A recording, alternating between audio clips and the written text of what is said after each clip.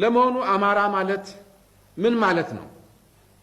ይህስ ስያሜና ቃላት መቼና ከየት የመጣ ወይም የተገኘ ነው? በጣም ራቅ ባለው ጥንት ጊዜ እስራኤላውያን ኢትዮጵያን ሊጎበኙ ይመጣሉ።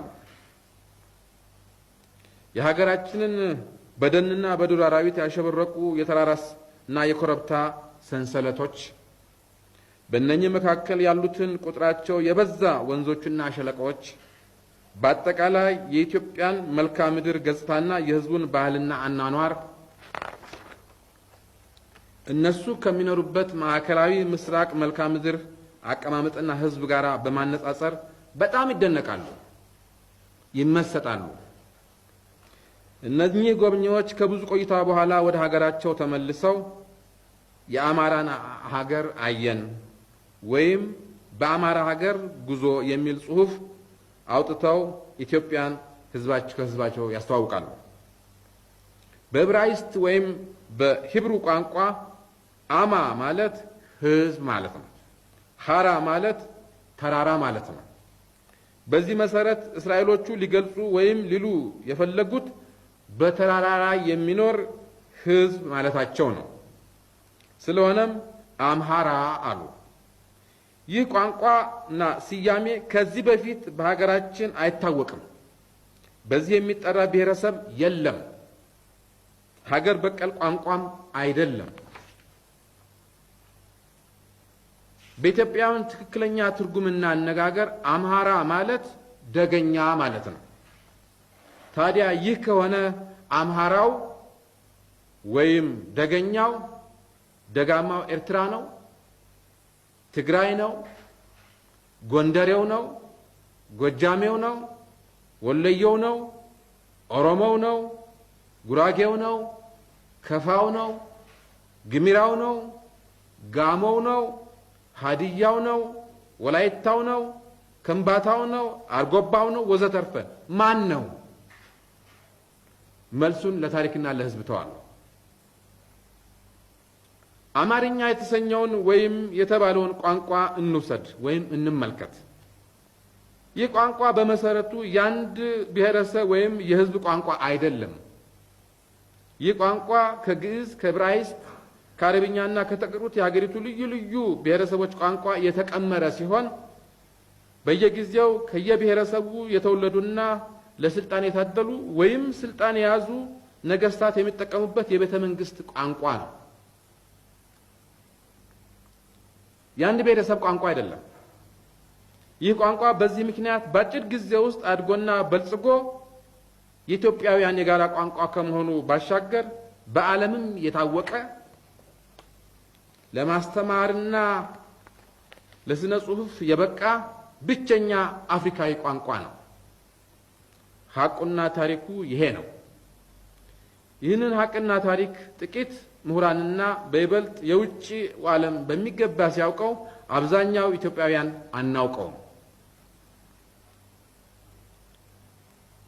ብሔረሰብንና ቋንቋን በተመለከተ በአብዮቱ ዓመታት ምናልባት እኩልነትና ዲሞክራሲን እናስተምራለን ብለን ሁላችንም ከሚገባው በላይ ሳናከረውና ሕዝቡንም ሳናሳስተው እንዳልቀረን እገምታለሁ።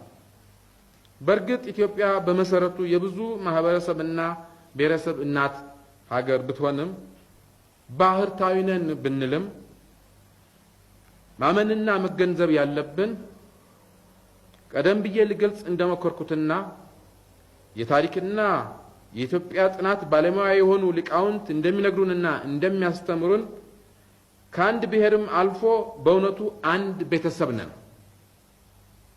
ደግማለሁ፣ ከአንድ ብሔርም አልፎ በእውነቱ አንድ ቤተሰብ ነን። ገንጣዮችና በታኞች የጀመሩት ዘመቻ የሚያስከትለውን ጣጣ የኢትዮጵያ ሕዝብ ልብ ሊለው ይገባል። ለመበታተን የሚፈለገው ሀገርና ሕዝብን ብቻ ሳይሆን ቤተሰብን ነው። ለምን?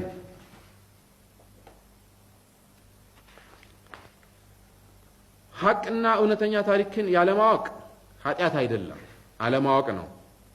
በዚህ ሰውን መኮነን ያስቸግራል። ግን ውሸት በታኝና አፍራሽ ታሪክ መፍጠር ግን ምን ማለት ነው? መፍጠርስ ከተፈለገ ወይም ካስፈለገ ለምን በጎውን ገንቢውን ሰብሳቢውን ነገር አንፈጥርም? ለዚህም ነው ከመስፋፋት ፈንታ መኮስመን፣ ከማደግ ፈንታ መቆርቆዝ፣ ሁሉ ያለን አተን ከመበልጸግ ፈንታ ከድህነት ወለል በታች ቆመን ከሰላም ጦርነት ከፍቅር ጥላቻ የዘራነው ወይም ያተረፍነው። አንዳንዶቹ እንደሚሉት በጎሳም ይሁን በአሁኑ ጊዜ አንዱን ጎሳ ሌላው የሚጨቁንበት፣ አንዱን ቋንቋ ሌላው የሚያፍንበት ወይም አንድ ጎሳ የሚገዛበትና ጠመንጃ ለማማዘዝ የሚያስችል ይሄ ነው የሚባል ምክንያት አለ ወይ? ከማህበራዊ ንቃታችንና ከኋላቀነታችን ብቻ ሳይሆን ከስርዓቱም ባህሪ መንስኤነት መናናቅ መሻኮት በነበረበት ረጅም ጊዜ አባቶቻችን ኢትዮጵያን ኢትዮጵያ አሰኝተው አብረው ኖረው አብረው መክተው ይችን አገር ለኛ አስረክበውናል። ዛሬ አንድነታችን ኃይላችን፣ እድገታችን፣ ሰላማችን መሆን ሲገባው አንድነታችን ነው ችግራችን የተባለበትን ምክንያትና ይህንንስ ማን እንደሚል መልሱንና ፍርዱን ለኢትዮጵያ ሕዝብ እተዋለሁ። የኢትዮጵያ ሕዝብ ሆይ በታኝና ገንጣዮችም በነገው ማለዳ የዚህ አፍራሽና ፍጹም ተቃራኒ የሆነውን የፈጠራ ታሪክ ከስድብ ጋር እንደሚያጎደጉዱት የሚያጠራጥር አይደለም። ይሁንና